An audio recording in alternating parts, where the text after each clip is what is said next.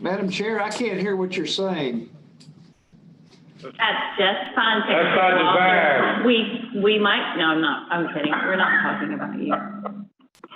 We were just Okay, trying to get and things. I can respect that. We're just trying to get things prepared here in the room.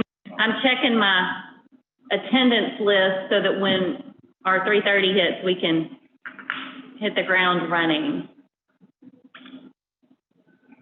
Well, if I have to be here, they better be here too, so. You told them there's gonna be a little break in between the two things. Was Larry presenting? Oh, yes. You did. Well, I was.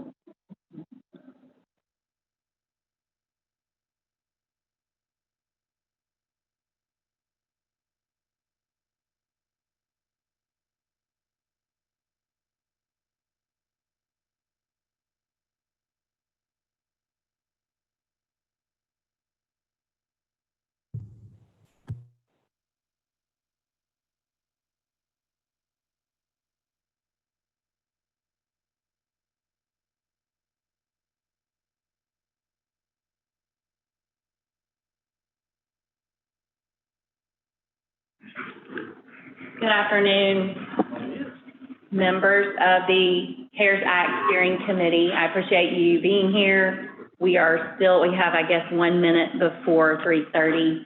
So mark this down, it's a miracle. I'm starting something early. Now it's 3:30, so we're on time. I've gone through our list of who is here. I still haven't seen Secretary Gillespie. If you're here, let me know.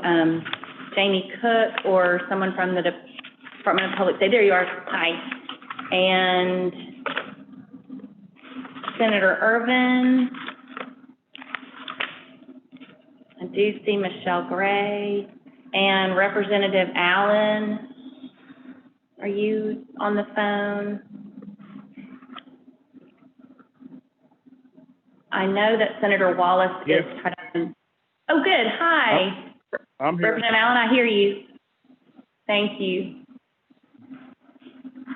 And I know that Senator Wallace is in the Agriculture Committee meeting right now, and Secretary Ward has just stepped out of that meeting so that he can join us in person. So what I might do is take the chair's privilege and ask if it would be okay with the committee to flip-flop our agenda items and hear from the Department of Agriculture first so that we can get him back to that committee meeting. And unfortunately, Secretary Wallace will miss that, but I'm not sure he'll be out of that committee anytime real soon. I think we're still looking for Senator Irvin, and I see Cindy Gillespie. Very good. Is there anyone else who just joined us from the committee?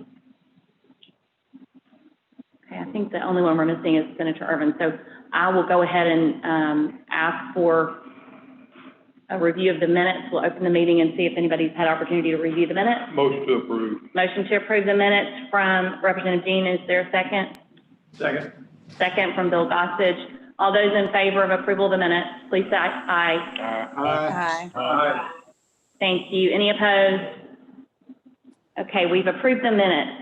I'll go on to Secretary Ward. If you would like to join us here at the table, that microphone is open. And as y'all will recall, the members of the committee, we reviewed this agenda item last meeting, and the request was for the Agriculture Committee to have an opportunity to review it and respond back. And so we will ask for, I have gotten confirmation from Senator Wallace that it was a positive response, and they have approved it from the committee. But I'd like to turn it over to Secretary Ward so he can give us more information and respond to any questions anyone has. Thank you. Go ahead. Okay, great. Thank you, ma'am. I appreciate the opportunity to join you and the flexibility with the agenda item today. So we did, following up from our last CARES Act Steering Committee meeting, did have these proposals presented to the House and Senate Agriculture Committee meeting that is still in session right now, but they did address our two proposals from the Department of Agriculture. One from one regarding the meat processing grant for $5 million, and the second one for the IT reimbursement cost itself. So we did receive a favorable review from both of those requests from the Ag Committee. I did want to make a point of clarification regarding the meat processing grant. There was quite a bit of discussion on that one.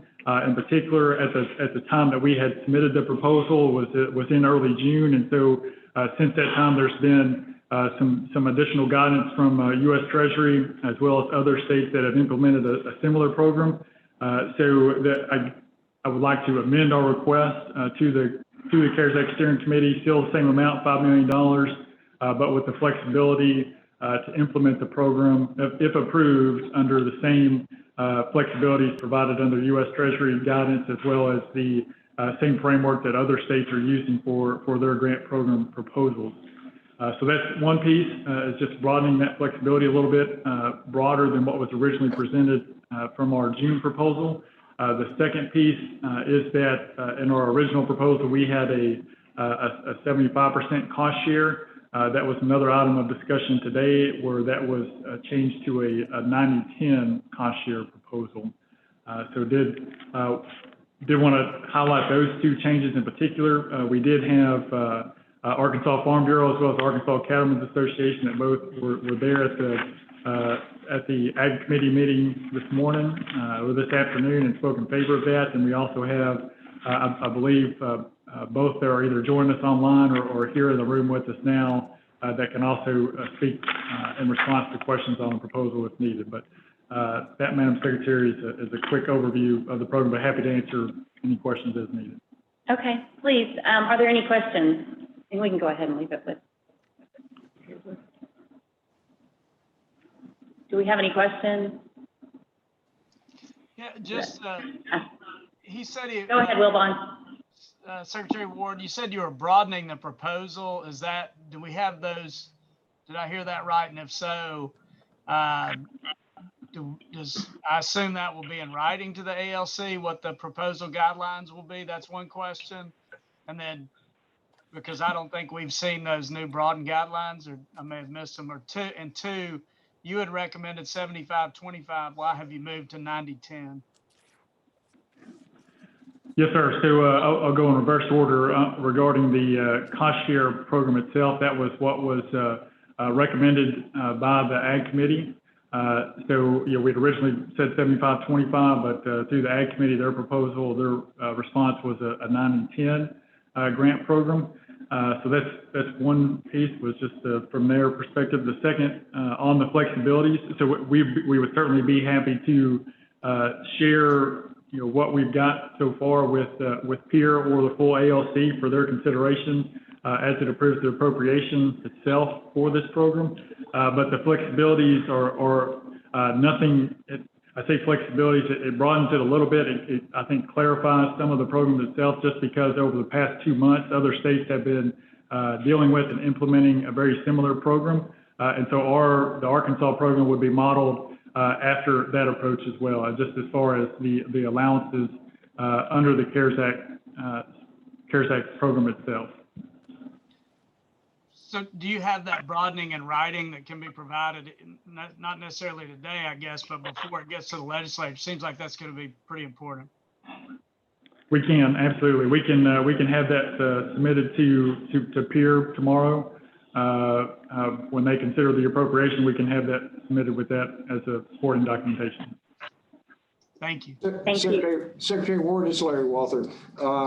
With regard to the 90-10, does that diminish your ability, or does that lessen the number of providers that you can accommodate if you're going to have to be paying 90% versus 70%, 75%? It potentially would. So that, or I think there are a couple of different ways of looking at it. I think if there's $5 million, that $5 million is going to be spent.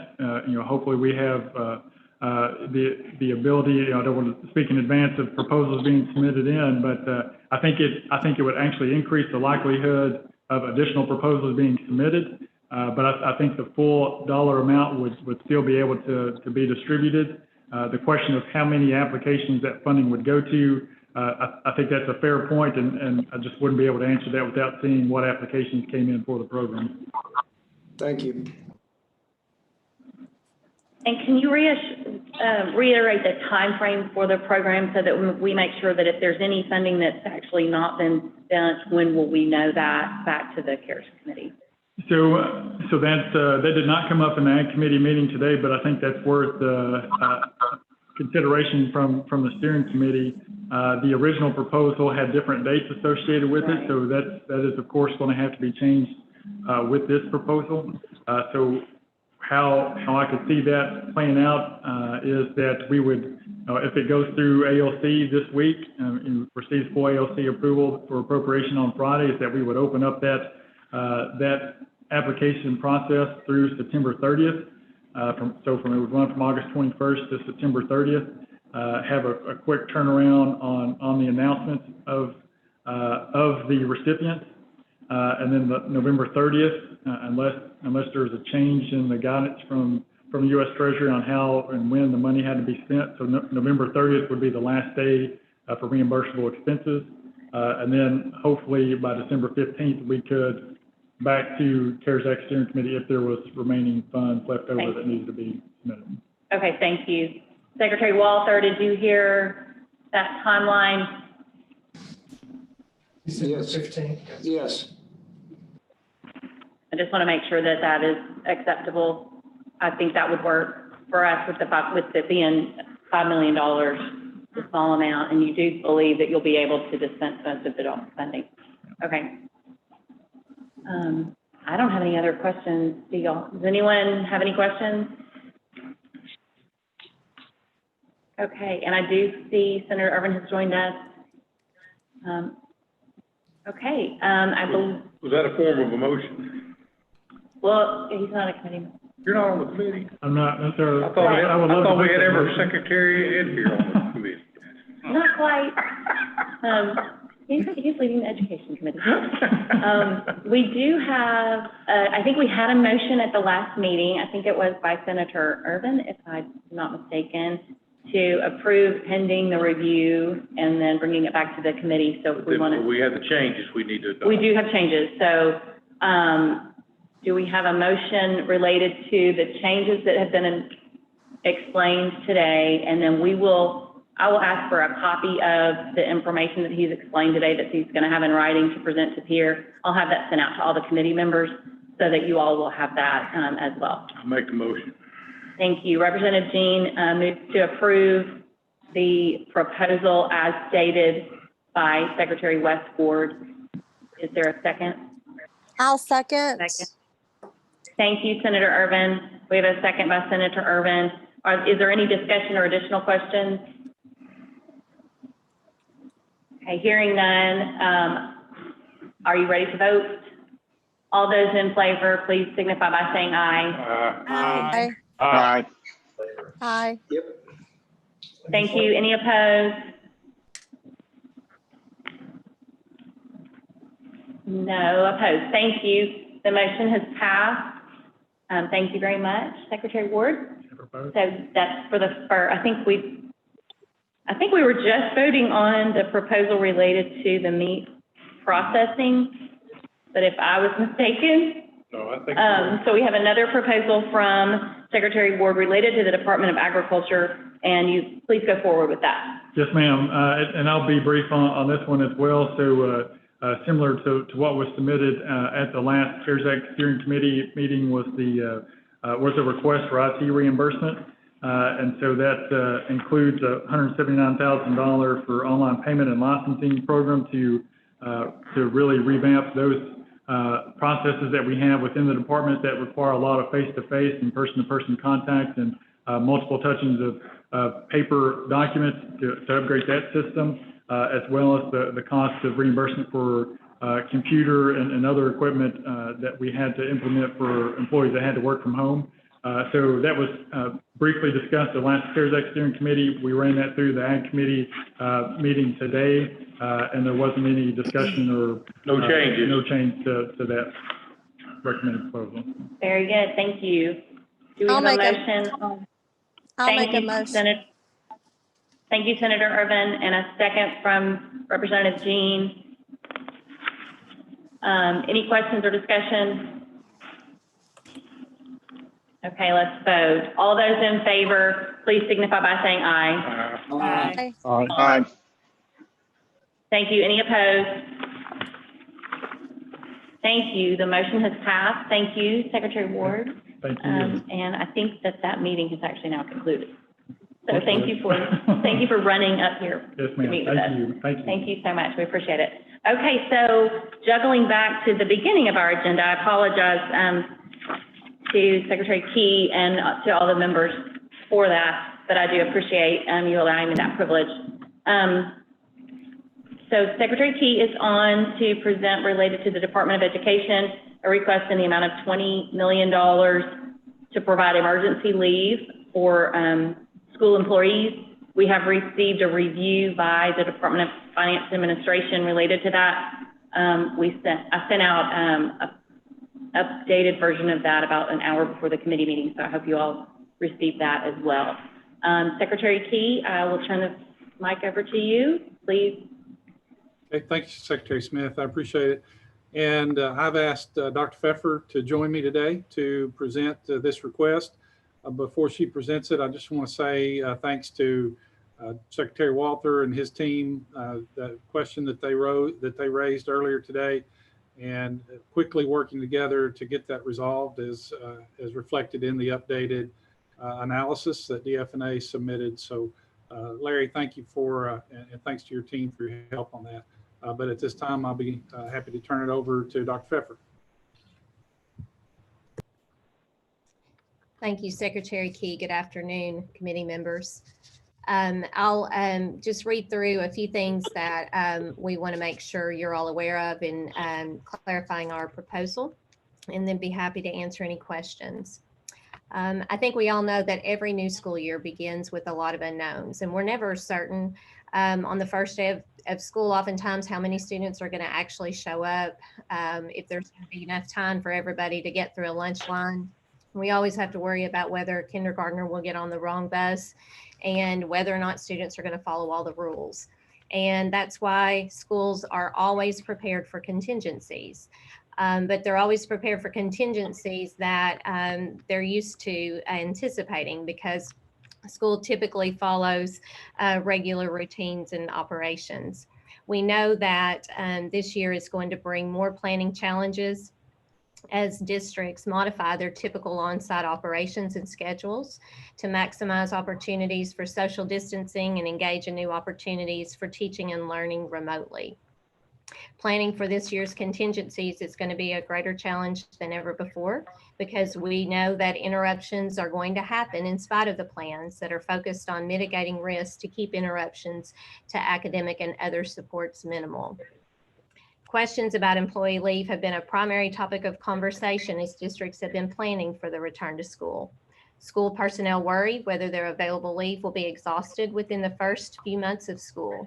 For new teachers and young parents, this worry is even more pronounced as they have less leave time built up to use. After hearing from many educators, the governor tasked the division with formulating a plan to help address the concerns shared by school employees throughout the state, and the division has worked with teachers and administrators to develop a proposal to provide additional options for school employee leave.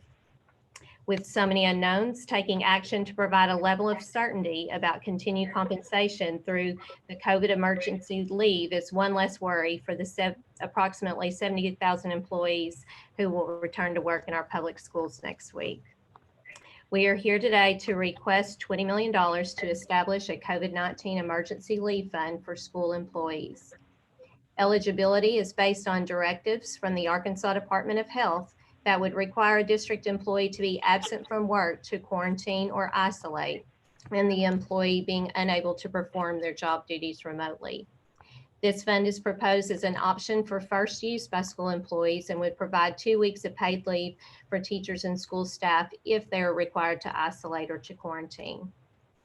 Each instance of eligibility is limited to a maximum of 10 days paid leave per employee. It would be 9 days for districts or employees who are on a 4-day school week, but they do not have to be used consecutively. Whether an employee meets one of the conditions must be determined by the district following ADH directives. Isolation will be required when a staff member tests positive for COVID-19. A medical professional may require an employee to quarantine because they are experiencing COVID-19 symptoms. An employee may also be required to quarantine if identified by the district as a probable close contact to a confirmed case. For employees meeting the eligibility criteria, districts may submit claims for reimbursement of salary and fringe for eligible instances of employee absences that occur between August 1st and December 31st of this year. Processes have been put in place for appropriate documentation for the leave and the required steps to request leave payment and for tracking the use of these funds. So we are happy to take any questions that you might have.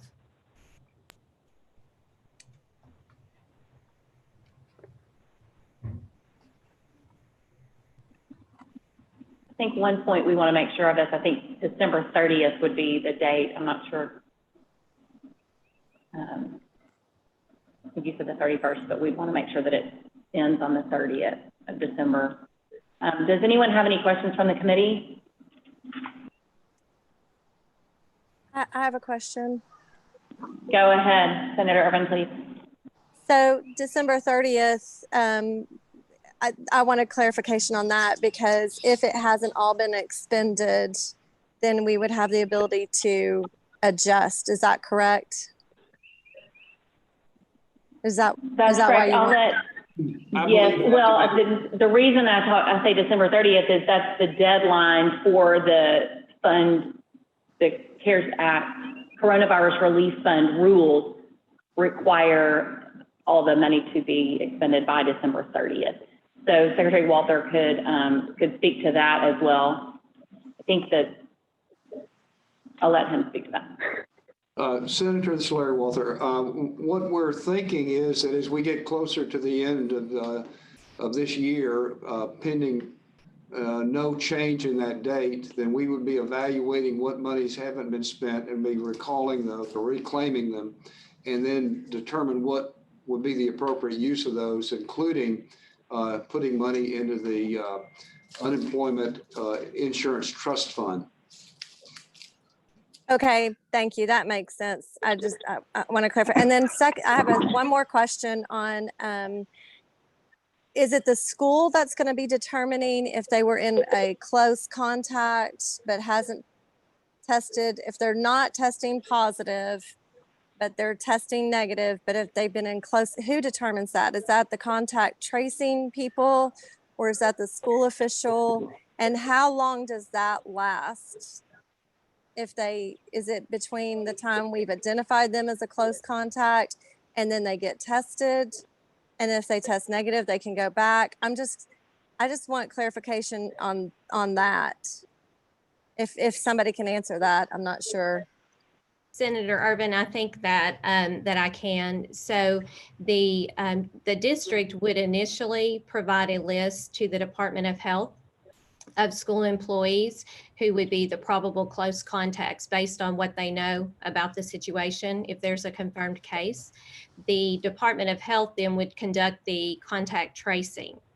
But because the identification as a probable close contact does require an individual to be quarantined, then that would allow the employee to meet this eligibility criteria.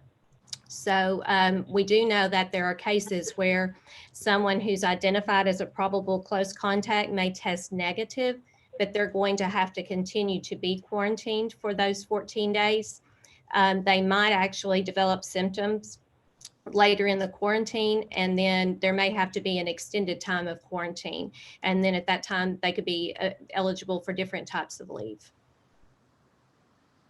Yeah, and we also know that there's a possibility that a probable close contact could be resolved and not be a close contact. And in those situations, that's why we've said that this leave would be up to 2 weeks, because you could have a situation where someone is on the probable close contact list for a few days, but as the contact tracer completes that work and that investigation happens and they resolve that situation, then that person could come back to work potentially.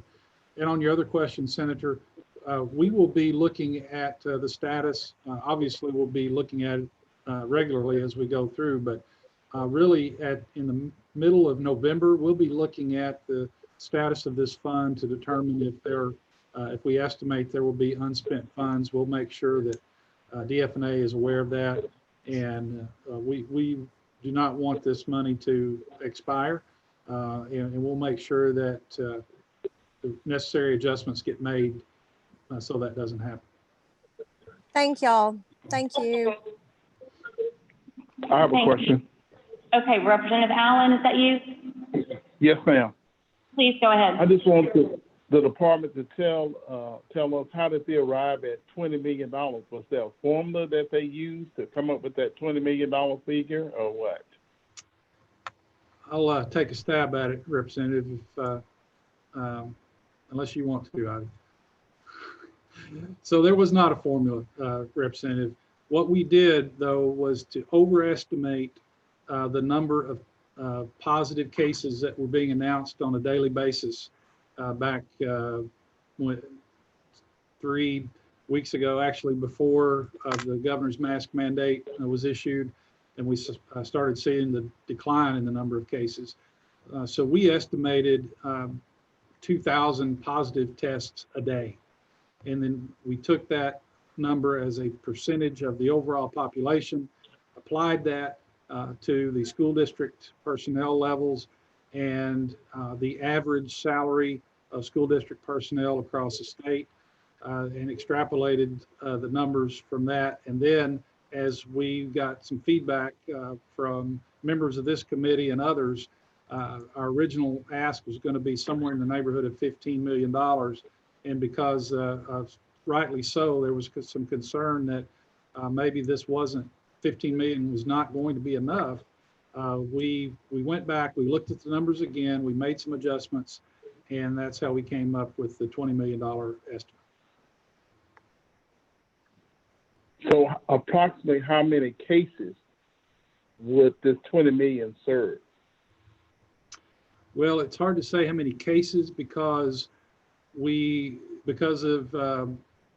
estimate was on 2,000 daily, which now we're well below that, and because the leave also could apply to close contacts or probable close contacts, it's really it'd be pure speculation because some contacts and some positive cases have interactions with larger numbers of people than others.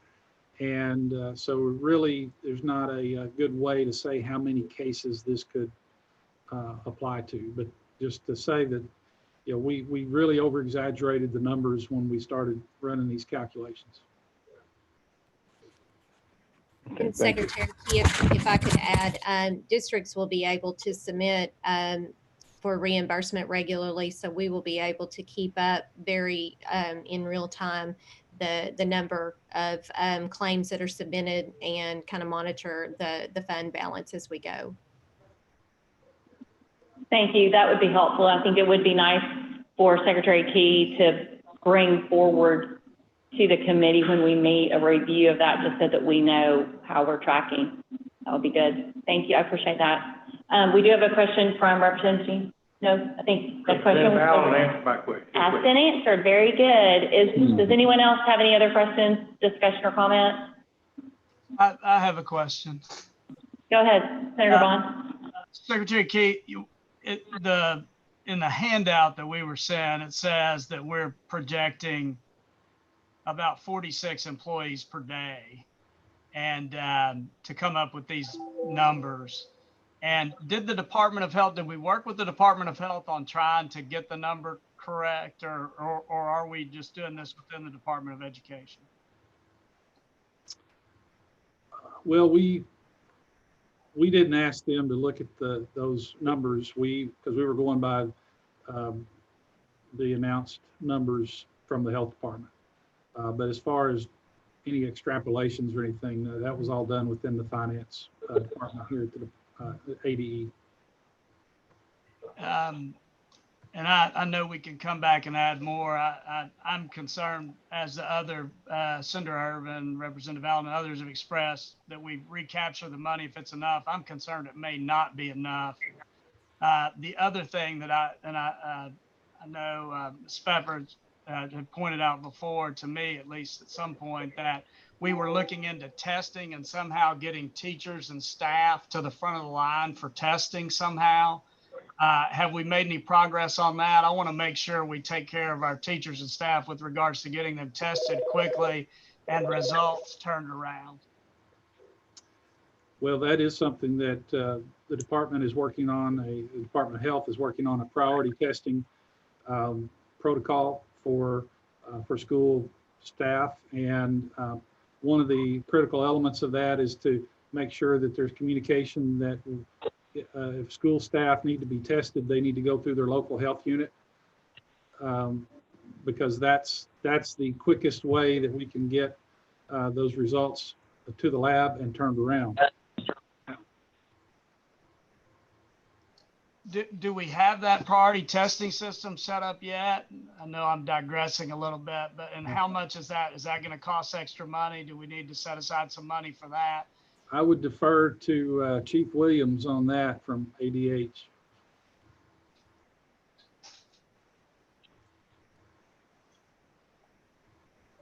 I don't know if she heard me. Stephanie? She is there. I think she's opening her microphone. If you would like to speak, go ahead. Oh, there, I'm unmuted. I'm sorry, I did hear you, Secretary Key and Senator Bond. Yes, we have the priority testing plan in place. Part of the plan will be to utilize antigen machines that are being deployed this week to the local health units. They'll have the opportunity to be tested using that rapid instrument that gives results in less than 30 minutes. And then also, if need be, they'll receive a swab there that'll be shipped to the public health laboratory here in Little Rock for testing with results the next day. So the samples from the students and from teachers for that initial case identification will be prioritized. Yes. And my last question, I'll be quiet. Have we followed up? Have we communicating that to teachers? Because I'm not understanding that that's well understood, that they know where they're supposed to go, and staff, by the way, also, and that they're going to be given priority. And I assume that's going to be cost-free to them. Senator Bond, the communication is being finalized. I was at the Department of Health today, and they were working on getting those details finalized. And so we plan to be pushing that out either tomorrow or Wednesday, so that they will know and understand what that process looks like. And Chief Williams, I would be afraid to answer definitively on the cost, whether or not there would be a cost there, or if insurance would be billed. I'm not sure. Oh, I'm sorry, I forgot to answer that last part of the question. So if there is an insurance payer available, we do bill for COVID testing. If there's not a payer available, we provide the test. No one is ever turned away for inability to pay. We also will not collect any sort of copay, so there should be no cost at the point of care. Thank you. Thank you. I believe Representative Allen has another question. Yes, Madam Secretary, I just want to clarify something. I want to make sure that this includes all employees of the school district, which includes the janitors, bus drivers, etc. Is that correct? That's my understanding, but I'll go ahead and let the Department of Education respond to that fully. That is correct. All school employees. Okay, thank you. Well, one last question. I'm sorry, for the Department of Health. Are y'all comfortable with the projections on the numbers or have y'all reviewed them? The 46 cases a day they're projecting. I haven't reviewed the numbers, Senator Bond. We would be happy to review those for Secretary Key and the committee. But I hate to comment on the numbers when I haven't looked at the numbers.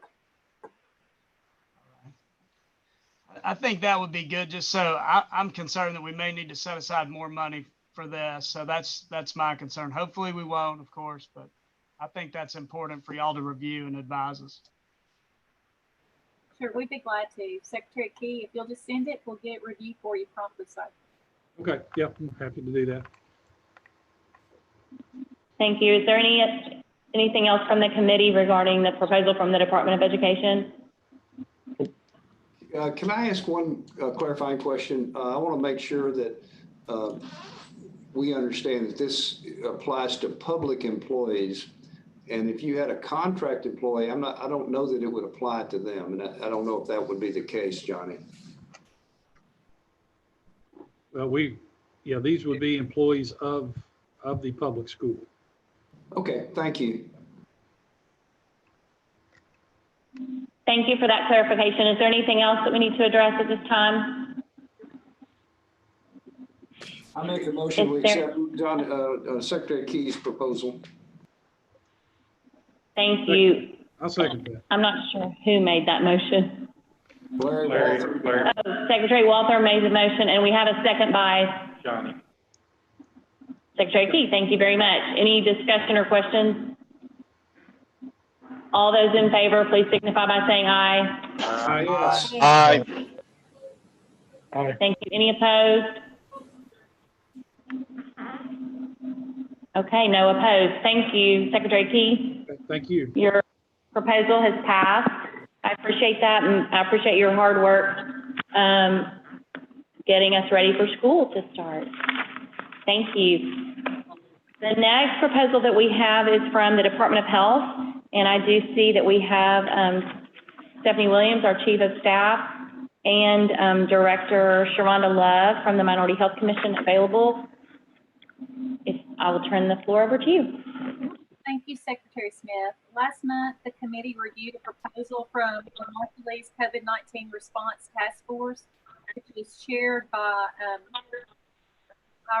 Republic of Marshall Islands Consul General Eldon Eklund. Since the time the committee reviewed the proposal, Director Love with the Arkansas Minority Health Commission has worked with the task force to revise their proposal based on the feedback received. So now I'd like to turn it over to her, and she can detail the changes that have been made in the request from the task force. Thank you. So again, I'm Sharonda Love, Director for the Arkansas Minority Health Commission. We did work with the task force to remove housing from their proposal. The Minority Health Commission is going to work directly with the task force through DHS to submit the ESG grant proposal to assist with housing. The proposal has now included burial and funeral expenses for families because the Marshallese population, though they are only 0.6% of the state population, has seen a 6% death rate for COVID-19, and funeral resources is something that most families lack access to. This proposal also includes development of videos for COVID-19 in an effort to help get information, health education information out to the community, as well as cleaning supplies, masks, and a cultural competence training that can be provided for health professionals and government workers. And so the current proposal is $293,000. So I can take any questions at this time. Thank you. We have a question from Representative Jean. Ms. Love, what we did with the Northwest Arkansas Council, I know there was some Marshallese funding for that. Was that just for tracing the barrel and the personal protection equipment? That was not included. I'd make sure we're not doing duplication here. Correct, sir. There is no duplication. Testing and contract tracing was included in the Northwest Arkansas Council proposal. This proposal does not include testing nor contact tracing. Okay, thank you. Yes, sir. Representative Allen, did you have a question? No, ma'am. I'm good. Okay, thank you. Does anyone else have any questions related to this proposal? This is Senator Motion at the Irvin. appropriate time. Go ahead, Senator Irvin. I just want to thank Dr. Love for her due diligence on this proposal, and just appreciate her stepping up and running it through Minority Health Commission. I think that's really the appropriate and correct place to do this, and then also to utilize the ESG grants as much as we can as well. So I just wanted to comment, and I'll be happy to make a second to the motion. Thank you. Thank you, Senator Irvin, and I agree. And I do appreciate Director Love. There have been a lot of people that have put a lot of time into, I realize that the dollar value seems small compared to the other proposals that we've reviewed, but there have been a lot of people who have worked on this proposal. And I think it's going to help. I think it's going to go a long way to help this population. So thank you. Any other questions or comments? And do we have a motion to approve? Motion. Second. Motion to approve by Representative Allen? Yes. Thank you. Representative Allen, I heard your motion to approve, and we have a second by Senator Irvin. Any questions or discussion? All those in favor, please signify by saying aye. Aye. Aye. Thank you. Any opposed? Thank you. The motion is passed. Thank you, Director Love, for your hard work, and I look forward to seeing the fruit of your labor.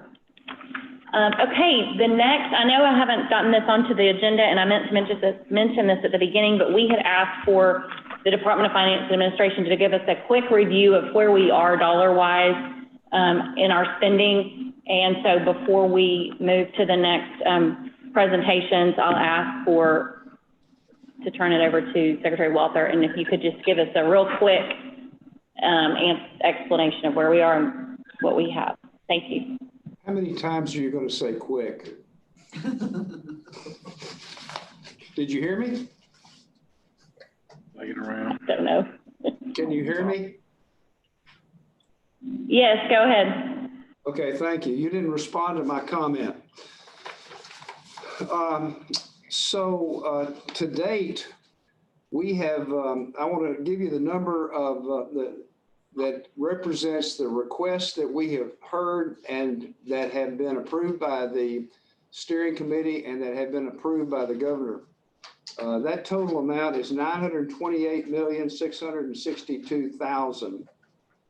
Of that, just for your information, we have distributed 409,000 of the 928. 49 million, I mean. Thank you. Which means that 519 is still on hold in the holding account to be distributed. With regard to what we have committed to, what the steering committee has agreed to, including today, and it also includes the $250 million that we've set aside, but it has not been actually approved by the governor. That's an additional $275 million. That includes the 20 million we did today, along with the Department of Agriculture. It does not include the Marshallese. I apologize for that, but so it'd be a slight difference. So there's a remaining balance of $46,543,672. So we're getting toward, we have committed the preponderance of the $1.25 billion. That also includes in the original, the first number, the 928 million includes $150 million set aside for the cities and counties. Anyone have any questions? Thank you. Does anyone have any questions? Hearing none, that completes my discussion of where we are. Okay, thank you. I thought I saw a hand up. Yes, Senator Bond has a question for you, Secretary Walter. So just to be clear, so when you gave the 928 number, the 150 million for cities and counties that we set aside is in that number, but the 250 million set aside is not in that number. Is that right? That is correct. Thank you. Representative Allen, do you have a question? No, I don't. Thank you. Okay, thank you. Anyone else? Okay. I appreciate Senator Wallace for joining us. I know he can hear us. He's moving from one place to the next. So let's move on to the next topic on our agenda. We have here in the room Senator Jane English, and we also have, and if y'all would please join us here at the table. There's plenty of room. We've got some social distancing, and we'll turn the camera over so that y'all can also be seen. We have a couple of guests with us today. We have Mr. Lee Watson and Mr. Scott Anderson, and I'll let them introduce themselves. I appreciate y'all coming today, and I also wanted to make sure the committee remembers these two proposals we received late on Friday, one from Senator English and another from Senator Hester. And so we do not have we're not ready to vote on these today. Department of Finance and Administration hasn't had an opportunity to review them, and we have not determined a funding mechanism for them, but we wanted to hear about both sets of proposals, and we appreciate your hard work in bringing these to us. So go ahead, Senator English. Thank you very much, committee. Basically what this does is begins to look at the expanding and working on the legislation we passed on cybersecurity during the last session. So one of the things that I think we've all seen through this coronavirus is the expansion of all the bad actors that are out there in the cybersecurity space, and we're all familiar with all the things that have gone on with the Department of Workforce Services. Unfortunately, we don't know all of the other things that are out there that are happening. But one of the things that we wanted to do with the Cyber Alliance was begin to develop the expertise in cybersecurity inside our own state agencies, so that we don't always have to call on an outside person to come and fix a glitch, but we have people who are prepared and knowledgeable about cybersecurity and the things that are important. So that would be $1.5 million out of the CARES Act funding, which will help us to alleviate some of the things that we're probably going to continue to find coming down the road in cybersecurity. But I think in my mind, it's really important for us to be getting our state employees trained and up to date. We have about 11,000 IT people in state government. And we need to figure out how we help to get them better trained. So in all the decisions they're making, they are better. So Lee, I'll let you give a little quick. Thank you, Senator. Thank you, members of the committee, for the time this afternoon. I'm Lee Watson. I'm with Forge Institute. We're a nonprofit. We've been working with the state now a little over a year on the Arkansas Cyber Initiative. Cybersecurity has been a problem, and it's been getting worse. But what we've seen since COVID started is nearly a 300% increase in cybersecurity problems. These are not only sort of your run-of-the-mill crimes, but they're advanced adversaries that are looking to sort of begin to disrupt with our stuff. And we can buy equipment and we can buy new software, but at the end of the day, it really comes down to the people, and are the people trained to deal with these emerging threats. And so we're excited to be talking to the state about how do we begin to train initially, I think, 100 people in this more cybersecurity advanced fields. We're fortunate to have on our team Scott Anderson, who recently retired from the military, who, Scott, I'll let you introduce your background. It's highly relevant to cyber. Good afternoon. I'm Scott Anderson, like Lee said. I originally graduated from the Air Force. Before I retired, I built a cyber schoolhouse out of the Air Base. I did 24 years in the Air Force and the Arkansas Air National Guard. Lee talked to me a few months after I retired and asked if I wanted to come on the team, and I agree with Lee. It's about the people, and that's what we were doing out at the Air Base, is building that robust schoolhouse under direction of the Secretary of the Air Force. And I think there's a way to focus on training the people, like Senator English was talking about, is let's equip our people with the knowledge they need so that they can better defend our state systems and the infrastructure that they operate. Thank you. Does anyone have any questions? I do. Yes, Senator Urban, go ahead. Hi. So I believe, just Senator English, this was the legislation that we passed during the session. Does that follow the legislation? Does this funding kind of follow that legislation that we sponsored together? Okay. Yeah. And then, do we have like a cost analysis of how much we're spending, whether it be through outside contracts or whatever, for cybersecurity right now? And if we did this training, what savings that we might find? I don't think we do at all. I don't know whether Secretary Walther would have any idea, Mike, but I think the idea is today, I think what we have to do is we get a glitch and we hire somebody to come fix it. And we get another glitch and we hire somebody or some organization to come fix it, instead of building our base of expertise in our state employees so that we don't have to do that all the time. We're better prepared.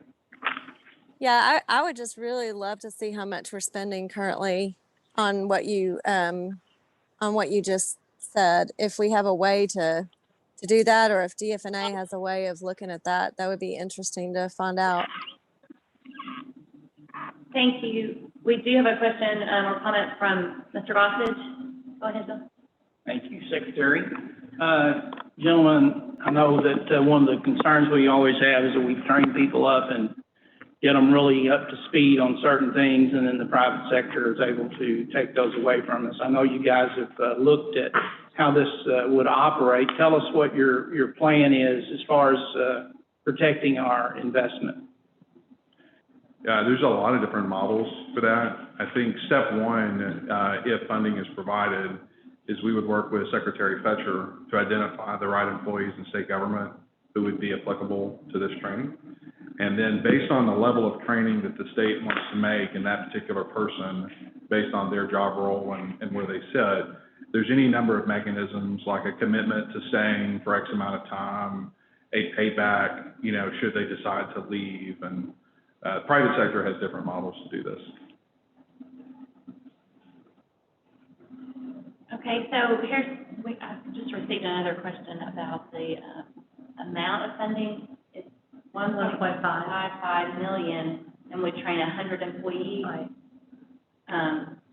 So I guess that's $15,000 per employee. Mm-hmm. That kind of seems like a lot.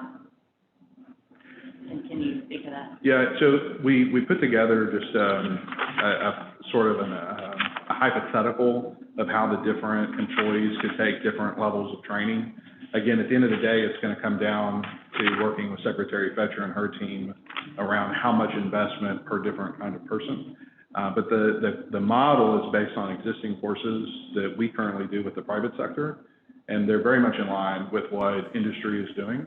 The courses in what we're talking about are not cybersecurity is important, change your password at the beginning stuff.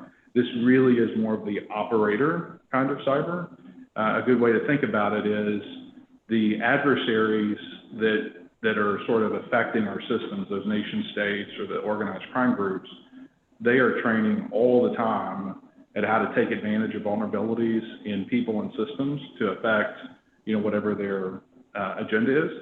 And so this is a higher level of training to begin to sort of get up to speed with what the bad guys are doing. Thank you. Representative Allen, do you have a question? No, I'm good. Thank you. Okay, I guess your mic is just open. Thank you. Does anyone else have any comments, or go ahead? I want to continue to expand on this, because I know when I talked to you once upon a time, you had talked about this wasn't a one shot and then that's it. I mean, we're talking about the rest of this year, because this money has to be spent currently by the end of the year, so this would occur now. But then what about next spring? What about next fall? What about next summer? I think the ideal path for the state through legislation and appropriations next year is to robust its ability to train its employee base. Cyber is not going away with the rollout of the broadband initiative, all of the telemedicine, telehealth, all this infrastructure investment. The risk landscape, that service area, is only going to increase. AI is, advancing, 5G.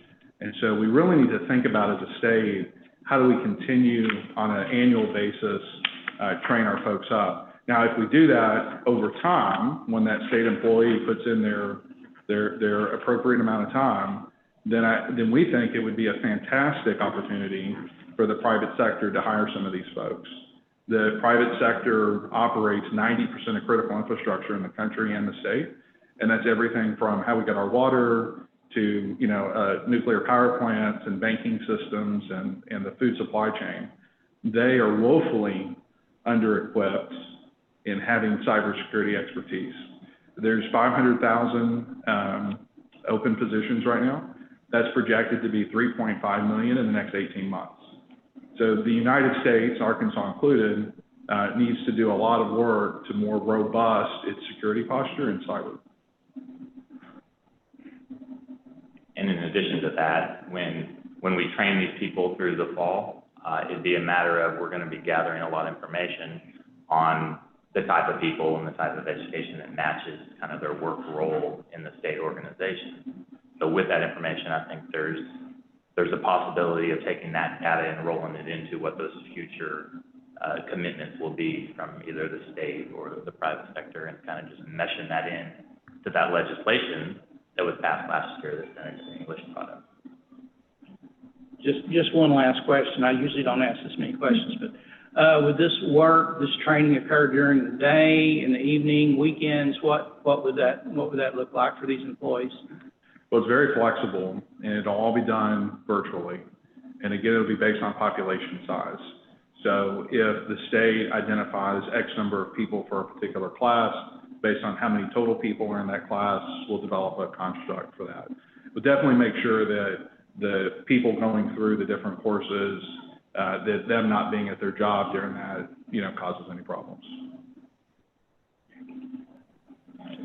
Good. Secretary Smith, this is Larry Walther. Yes. In all other cases that we've been evaluating projects like this, we've used an agency within the state government to evaluate it and bring the proposals forward. I think it would be appropriate for this one to take that same course, and that course would probably be best to go through TSS at DIS, so they can evaluate it, and they would be the champion for this project before the CARES Committee and before state government. Okay, thank you. Secretary Fetcher? I believe the legislation that was passed has the appropriation, or has it at AEDC. Secretary Preston, are you familiar? That's correct, Amy. Secretary Fetcher. But we're happy to work together to try to bring something forward if that's the will of the committee. Yeah, I would think it would be appropriate, because we're talking about the use of the CARES money, and that's a little different. That's the way we would fund it, and we want to make sure that we have conformity with the laws and the rules that have been put out by the Treasury having to do with the expenditures. And I want to make sure that that's done, and that's normally done through that collaboration. That's correct, and that's one of the reasons why we have said that this is not up for a vote yet today, because we don't have that funding stream worked out and funding mechanism. That's similar to the way we handled the marshallese and the other minority requests. So I did get a question from Secretary Gillespie. Go ahead. A quick question. Right now in this fall period, so many of our employees that do work in the IT space are so, working so many many hours, taking more time to be trained is probably problematic for a number of them. If this were to be a smaller number than 100, does the cost per employee being trained go up? You hear the question? Well, I think that's, is she talking about, if we're talking about 100 employees across state government. So it wouldn't be just one agency, it would be across state government. Right, and I think what Secretary Gillespie was mentioning is that right now, a lot of the state employees that would benefit and that would need to participate in this work are currently working on other projects related to the CARES Act or are busy this fall working on issues, unemployment, those necessarily in my office looking at particular issues. And so I think Secretary Gillespie is concerned that we may have a manpower issue or inability to find the actual time of day to get this work done throughout the fall. I think it's a good question. I think working with Secretaries Fetcher and Preston and really thinking about, of all of the employees up to this 100, who are they? And being able to, see where are they at. And I think we could get to an answer of is it 100 and is it going to affect their job? Thank you. Any additional questions or comments? Yes, the other thing I'm asking is, Secretary Gillespie, could you start over? We couldn't hear you. sorry. The other part I'm asking is, if it was 50 employees, would the cost still be $15,000 per employee, or does the cost go up if you have less employees per? Okay. Did you hear the question? If there's only 50 employees, is the cost still the same? Yeah, so the cost is driven based on the existing courses that are already offered. And so it's really a function of how many and which employees want to go through which classes. And we've got all of the tuitions on the website and we can provide that. Okay. Okay, thank you. Does that answer your question, Secretary Gillespie? Thank you. Any other questions or comments by the committee? Okay. Can I make a closing? Please. Not a closing statement. I just think from our perspective, we want to be very strategic and thoughtful in working with the state and ensuring that the right employees get the right set of courses they need to be effective. Our objective is not to just put 100 people through training as in kind of an arbitrary number, but really be thoughtful into what are the levels of training, what are the different areas of cybersecurity. It's a very broad and complex topic, and it's important that the right person get the right training at the right point in time in their career. And so I think we need to kind of sit down and look at, well, what would that look like? Thank you. Thank you very much. Okay. Thank you so much. All right, thank you. We will let you know if we get additional questions, and if anybody does come up with additional questions. And then once we do work with Secretary Preston and Secretary Fetcher, I'm sure they will be in contact with you. So thank you all very much. Thank you. Appreciate your time. Now, the next thing on our agenda, Senator Bart Hester, I know you're here. Hello. Thanks for sitting through our meeting. And I think you also have with you Lori Lee. I think I saw her name. There she is in person in our Zoom. Okay, so I will turn off my mic and go ahead and open your mic and please give us your presentation. Thank you.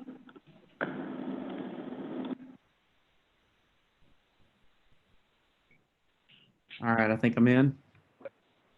All right, thank you, CARES Committee, for giving me just a few minutes. And what I've got today, I feel like is a really great solution for parents who are put in a bind due to what's going on with the corona, and more specifically, a solution for parents that don't have the option to stay home and do the AMI.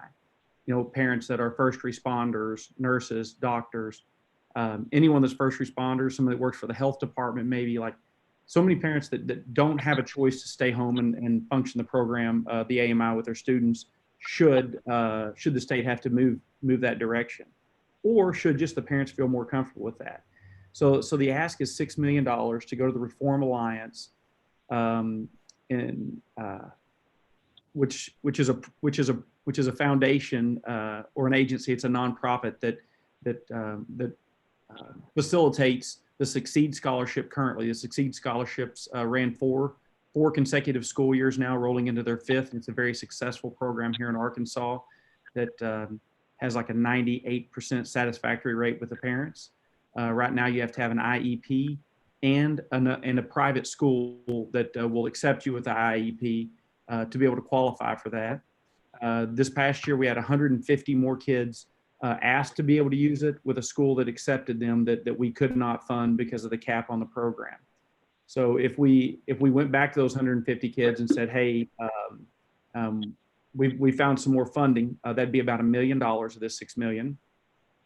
And then there's an additional $5 million that we would like to see made available through the Reform Alliance that parents could use for micro schools or pandemic pods, which is basically if me and some people from my subdivision could get together and one of the moms could stay home or dads could stay home, or something, and they could facilitate up to 10 students that would come to their house each day, and they could facilitate their schooling.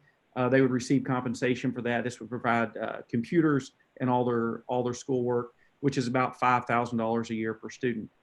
And so it's ultimately funding for about 1,000 more kids should the families think this is the best opportunity for them, which is $5 million more. And to put it in a little bit of perspective, that is a fifth of 1% of, if a fifth of 1% of kids going to public school need this program because their parents are single income earners and don't have the opportunity to operate the AMI program, we just think this would be a great tool. I'm happy to answer any other questions. Thank you so much. Go ahead. Will you make sure that this program will have adequate diversity and adequate inclusion? Clay, I think that's a great question. That's one I have Lori Lee here for a real technical question, and I think I may pass it over to her to answer that.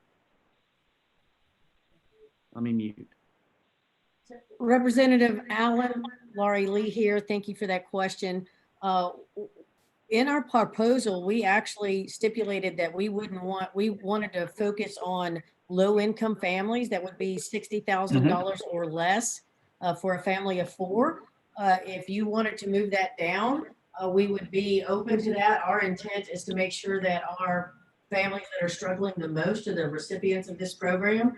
And so we're fine with that. We would not be able to ensure racial diversity because that's not a question that we're allowed to ask upon application, if that was your question. Mm-hmm. Okay. My next question is that will this be an expansion of vouchers? No, sir. This program, there's 2 different things here. One for the expansion of the Succeed Scholarship, and then I guess that would be a yes to that specific question, but for special needs children. But the additional $5 million would be strictly for the COVID pandemic. While these parents are unable to take their children to school, they would have the option, if they didn't have the money to open a pandemic pod themselves, or for private schooling, to do like a co-op in their neighborhoods so they could leave their children at home and continue to work.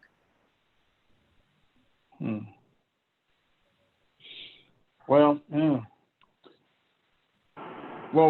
I'll just be upfront with you. What it seems to me is that this is a voucher program. That's what it seems to me. And I might be wrong.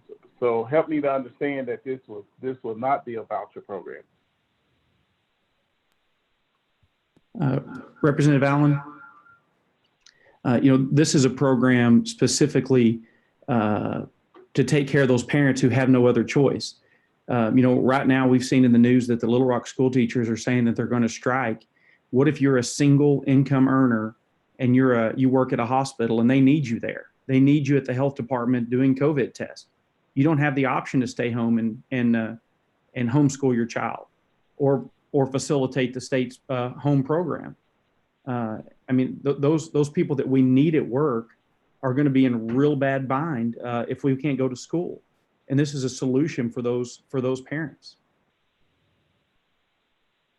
Well, I think that if I just don't know how we can look at, somebody that's working for the health department or a hospital and tell them, hey, sorry about your luck, but somebody's got to watch your 4-year-old, or you can't go to work at the hospital or at the health department, and it puts the whole state in more of a bind because you can't go to the job that we need you to do. Well, any strike, whether they work for the health department, a restaurant, or whatever, it will also create a bind for those businesses also. But I really think what I would like to do, I would like to get a little bit more information and have a little bit more in-depth discussion with you about this before our next meeting, if that's okay. You waiting on me? Oh, yes.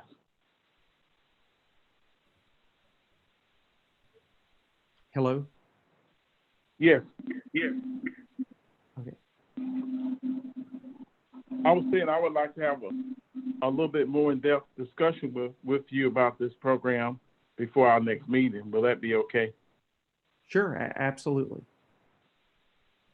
Okay. Well, thank you so much. Yeah, and I think that if you're a parent of means and you that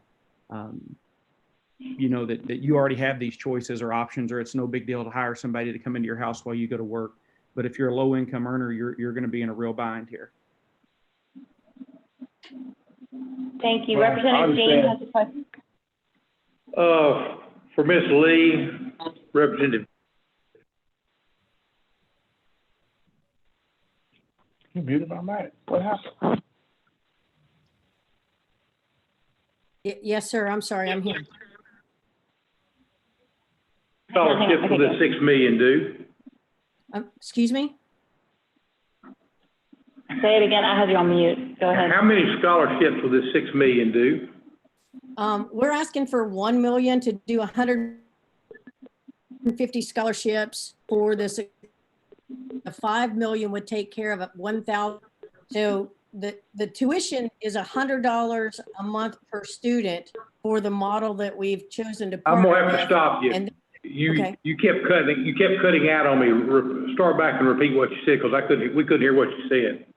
Okay, so the organization that we have chosen to partner with for the micro schools charges $100 or $1,000 for a school year, a 10-month year per student, and there are sibling discounts. So we want to pay that for income wage earners.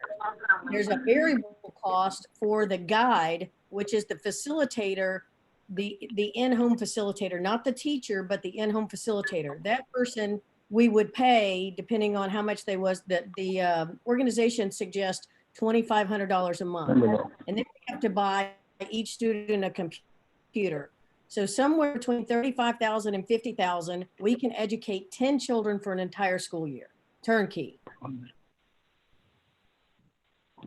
if this money expires at the semester, basically, how do you fund it for a full school year? We accounted for that in the $6 billion. So that would take care of the entire school year. Pay it up front? Well, I mean, if you granted them, so if you granted the money to the Reform Alliance, and we are doing this as a pass through, we are not charging any administration fees, no, nothing. We will do this at no expense to the state. Every single dollar will go to a student scholarship. And so we will put the Succeed money in the Succeed Scholarship, which the Department of Education is very familiar with. And then we will take the additional 5 million and set up another checking account just for that fund that only will be paid to facilitators and student costs. And yes, sir, that would go through the school year. Okay, thank you. Yes, sir. Can I have a follow-up question? Yes, Representative Allen. I'm sorry. Go ahead. Okay. What is the name of the organization that you all are partnering with? It's called Prenda. Called what now? Prenda, Prenda, and they are doing this around the country. They're in Arizona is where they started, and I would be more than happy to send the entire committee all their credentials and any information that you would like on the organization. And they have I think 20 I don't want to misquote. They have several thousand children in Arizona that have been doing this for a couple, 2, 3, 4 years. Mm-hmm. Okay, are they doing, is Prenda doing any work in the state of Arkansas right now? No, sir, that's what this is. It's virtual. Okay. Okay. Thank you. Yes, sir. Representative Jean? Yes, back to Ms. Lee. I've also heard that the funding of disabilities and income based. Is it a combination or is it one or the other? That's a great question, Representative Jean. That the Succeed Scholarship is based on special needs. You have to have an IEP to be eligible for that. But the micro schools would be based on income, and we chose the amount of $60,000 or below for a family of 4. And again, if it's the pleasure of the committee to move that down, we are more than willing to move that down to whatever the committee sees fit. Okay, thank you. Yes, sir.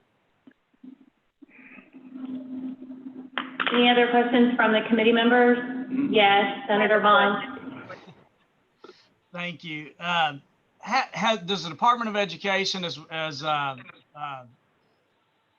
Larry mentioned earlier, these things have been bubbling up through the agencies in a lot of cases. Has the Department of Education reviewed this? Are they taking a position on this request?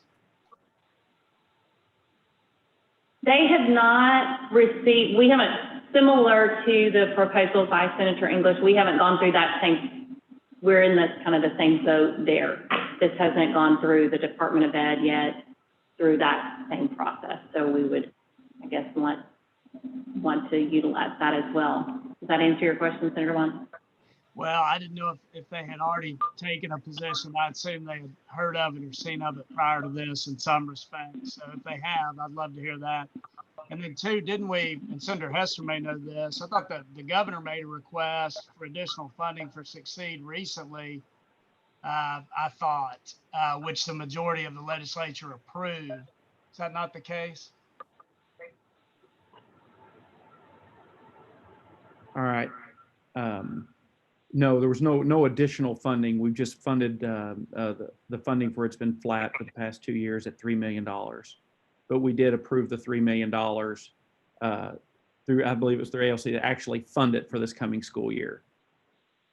But it was the same amount of money as the prior school year. All right. Well, it just, as I'm sure Senator Hester's not surprised, I have a lot of questions about this one. I think we just have a sort of a policy disagreement, but you know, we do have money that was, I guess we had a surplus over the last budget year. There'll be money that flows over into the next budget year. Representative Jean knows more about that than me. And this is something seems like that the whole legislature should fight about. And if the governor wants to make it a priority, that would be, seems to me, up to him in the budget year. But with how short we are money now, I'm very skeptical of this. Sure. No, I understand your concerns, and I'm very open to any alternatives we have for these single income families who need to go back to work and can't stay home and facilitate for their school for kids. I mean, you in Little Rock of all, I mean, you're about to get this question. You're going to have to help answer it to families who are in a really bad spot when teachers don't go back to school. So this is a solution for those families when you start getting those calls. Thank you. We have a question from Representative Gray. Oh, I'm sorry. Yes, Representative Allen, and then after you, I'll go back to Representative Gray. Thank you. Okay. I understand the concern, but the concern for low-income students in disadvantaged school districts is a concern year-round. It's not just a concern when we have a pandemic. We need to be concerned about it, just not during this time of crisis, but we should be concerned about it each and every day. So I understand that there's a sense of urgency to do this, but I also think that what we need to do is slow the train down some, and let's go back and answer some of these questions, and let's have a discussion past where we are today so we can get a clear understanding of what this organization is about and make sure there are no hidden agendas whatsoever. And I believe in total transparency. So my recommendation is that we don't do anything until all the questions are answered. Thank you, Representative Allen. And just to reiterate, this is not for a vote today. It was for, we were going to bring it up and have a discussion, just to bring it forward. So if I may go on to the question from Representative Gray. Go ahead, please. Thank you. Can you hear me okay? Yes. Okay. Now, one of my concerns was the 150 families that this would be serving first. Although I applaud the intent or the spirit of that, I wonder if it meets the criteria of the state guidance, and that it is unbudgeted, so it meets that. But as far as how that is related to COVID, because these applications are already in place prior to COVID, maybe that's a Larry Walter question as to whether or not that would meet that criteria.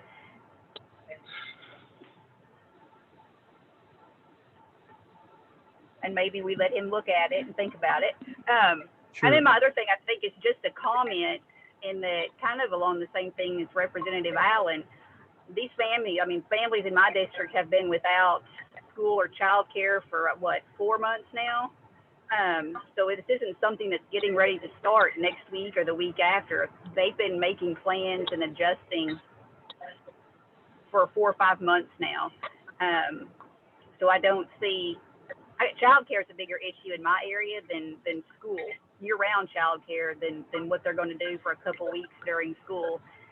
And this, in my opinion, this is a school voucher bill, and I'm going to have a hard time supporting that. And matter of fact, I think it's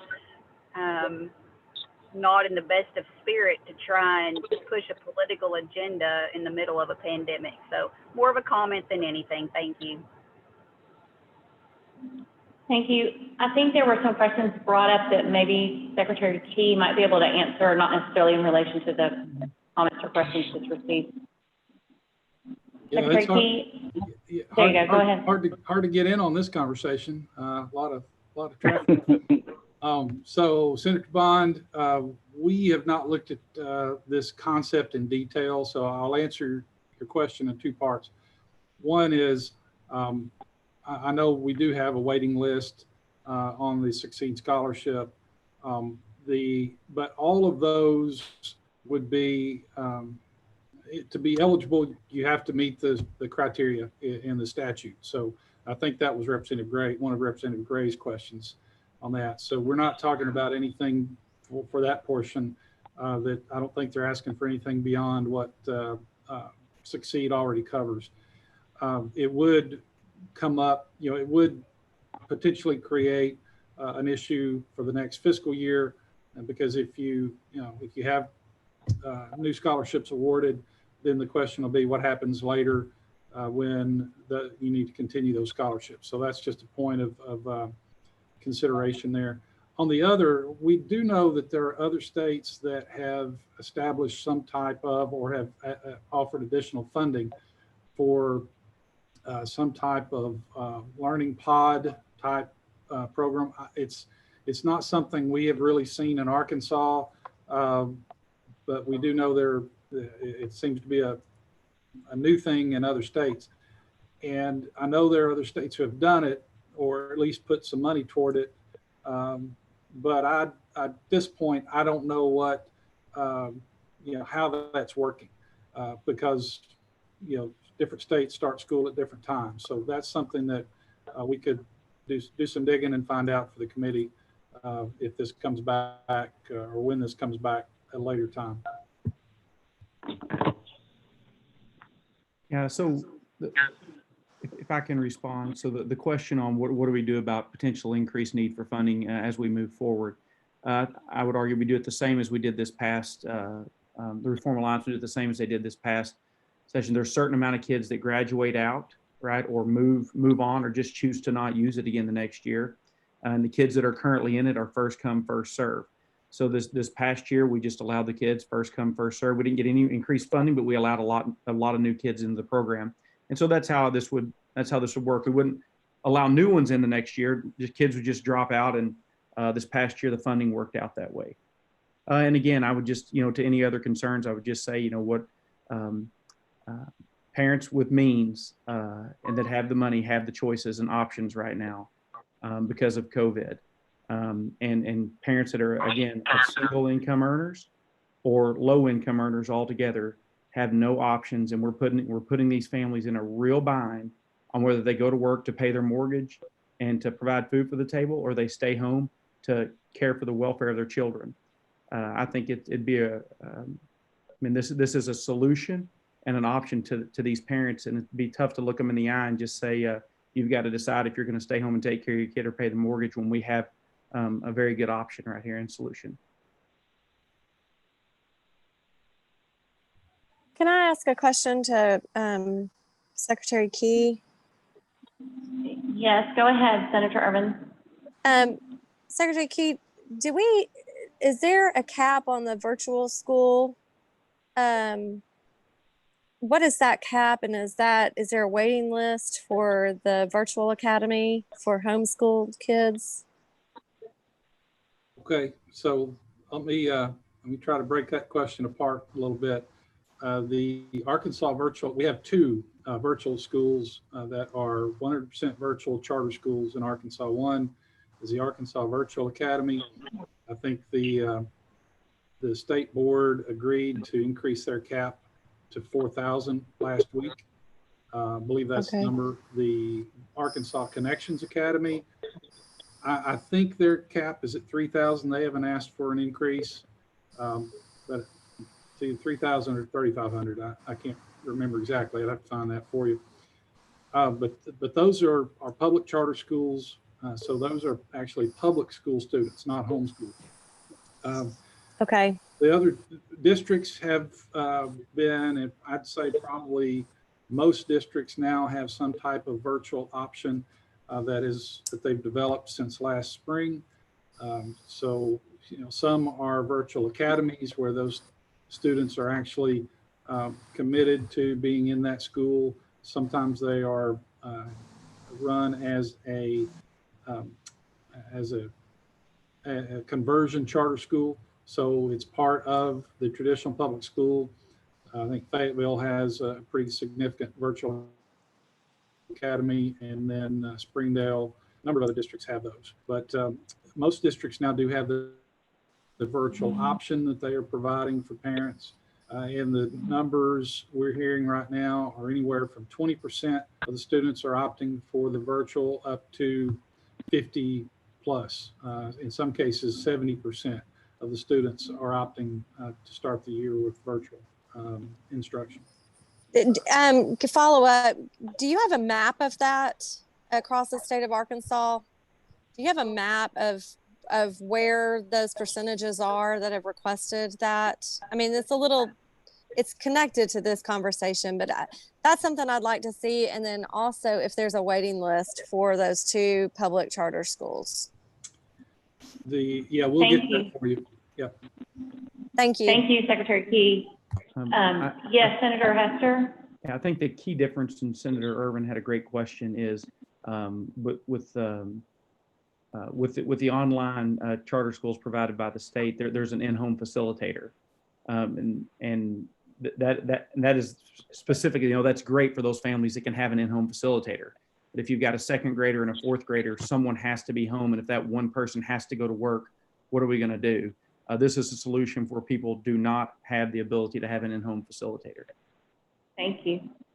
Okay, thank you. I appreciate all the questions and all of the comments, and we will continue to review this after this meeting. I did want to ask the committee members, I received a request from remember the higher education proposal that we approved? I can't remember when it was, a few months ago. It was, I think, $28.2 million. There was a section related to PPE where they had certain items that could be on the pre-approved, can you hear me? On the pre-approved list that we had reviewed from the state DFNA list on pre-approved. we've received a request for about 15 additional items that they would like to be able to cover the cost for. And I just wanted to ask the committee if we could maybe do a electronic email review of that. Or if you would like to give DFNA that power to approve it. I can rattle these off real quickly, but I know we're running out of time and he doesn't have time to review this before the meeting. But basically what they would like to do is, instead of simply buying what we had on the pre-approved list, obviously, you know, masks and gloves and that type of thing. But what they like is plexiglass for barriers and the ability to build those. And then the electrostatic sprayers and sanitizing foggers, air purifiers, some additional disinfecting type services, additional thermometers, water fountain modifications, and some other types of face shields that were not in the original PPE. So I don't know that we set up the ability to vote electronically. I don't know that we said we never could. I don't really want to do this on a ongoing basis for all of our proposals, but considering this is within the amount they requested, the higher education, the colleges are trying to get back in school. This would be a reimbursement. It's not, they're not passing money to the colleges. They would have made the purchase requesting reimbursement, and the Department of Higher Ed is reviewing those reimbursements prior to allowing for the payment. So I don't know exactly how to handle this, if I need to ask for a motion. Wait, Yes. Has DFNA reviewed this yet? Maybe a question for Larry. I think Larry Walters, I sent it to them maybe this morning. I don't know if Larry's even had a chance to see it, but I think I've sent it to Alan McVeigh. Secretary Walter, are you familiar with the request that I'm talking about? No, ma'am, I'm not. Sorry. Okay. So I guess I just hate to call a meeting to review that one issue next week if we don't have others that are prepared. Yes, go ahead. I'd like to make a motion that we vote to give DFNA the authority to approve these items since it's within the same amount. If they feel they fit the list of qualifications, then we let DFNA sign off on it. Thank you. I hear the motion from Secretary Fetcher that we would allow DFNA the authority to review these additional items that may be not on the originally pre-approved list. Second. There's a second by Representative Jean. Any questions or discussion on that? I would make the point this is not a request for additional dollars that were previously approved. This is simply Items covered. items that would be covered. Okay. Thank you. And all in favor of the motion, please signify by saying aye. Aye. Aye. Aye. Thank you. Any opposed? Okay, I really appreciate y'all allowing me to do that. Thank you very much. Anything for the good of the order? Otherwise, we'll be adjourned. Thank you. Have a good afternoon.